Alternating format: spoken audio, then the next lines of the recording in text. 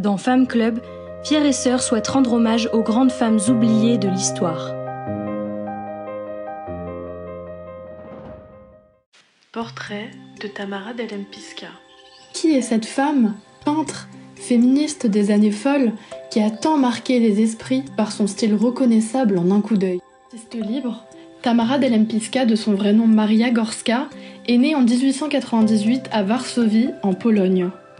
Elle passe son enfance avec ses parents et sa sœur entre la Pologne, la Russie et la Suisse.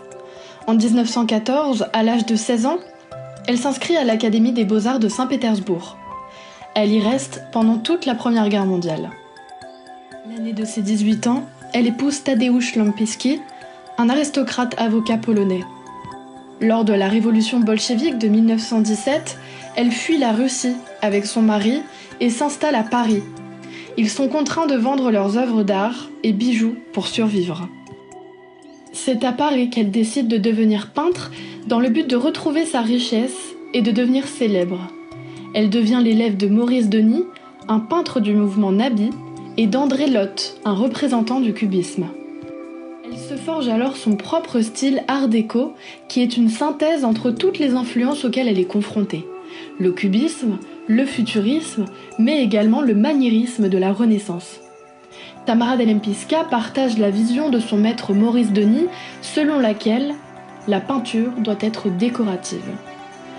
Sa peinture est ainsi caractérisée par des contrastes de couleurs vives et la déformation des lignes. Elle se spécialise dans les portraits. Elle a notamment fait le portrait de son mari, Tadeusz Lempicki, et de leur fille, Marie-Christine, surnommée Kizette. Sa première exposition personnelle a lieu à Milan, en 1925.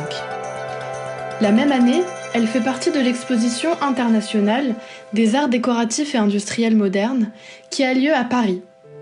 Ces expositions sont des succès et participent à sa renommée qui devient alors internationale.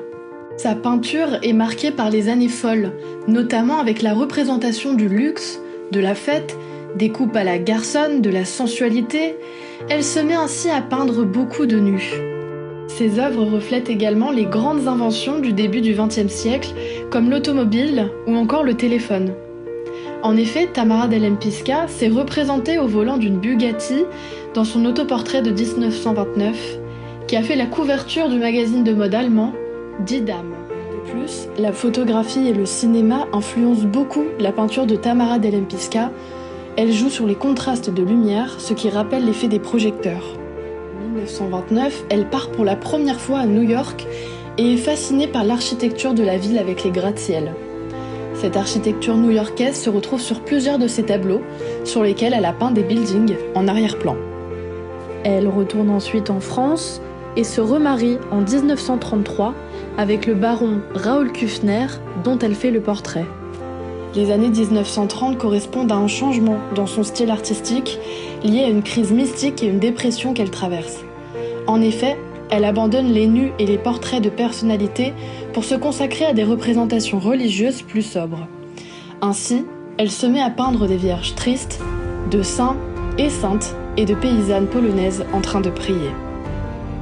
Avec l'arrivée de la Seconde Guerre mondiale, elle décide de quitter l'Europe en 1939 et de s'installer aux États-Unis avec son nouveau mari et sa fille.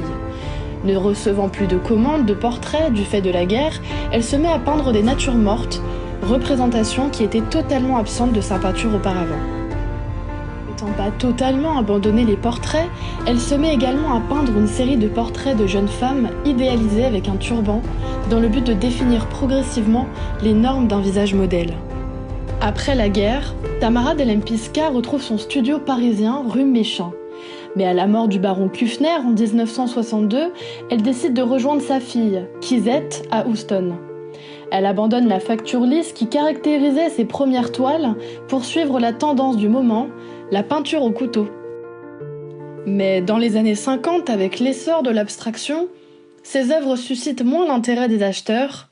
Ainsi, elle se jure de ne plus jamais exposer. Elle laisse ensuite ses œuvres dormir en entrepôt pendant plusieurs dizaines d'années. Toutefois, en 1966, le Musée des Arts Décoratifs de Paris expose ses œuvres dans une exposition commémorative intitulée « les années 25, qui inspire le commissaire d'exposition Alain Blondel.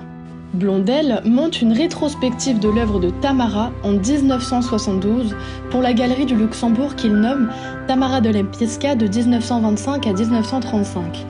La rétrospective connaît un franc succès du fait de l'engouement du public pour la période Art déco. En 1976, alors qu'elle est âgée de 78 ans, Tamara fait don au Centre Beaubourg, aujourd'hui Centre Pompidou, de 6 de ses œuvres. Elle s'exile ensuite au Mexique pour le reste de ses jours et s'éteint en mars 1980 aux côtés de sa fille, Kizette. Ses portraits de femmes sophistiquées et émancipées sont toujours d'une extraordinaire modernité. Son style, très affirmé, est reconnaissable entre tous. Comme Artemisia Gentileschi, Tamara est très appréciée des collectionneurs privés. En témoigne ce portrait de Madame Bush qui aurait été acheté aux enchères en 2004 par Madonna pour la coquette somme de 4,5 millions de dollars.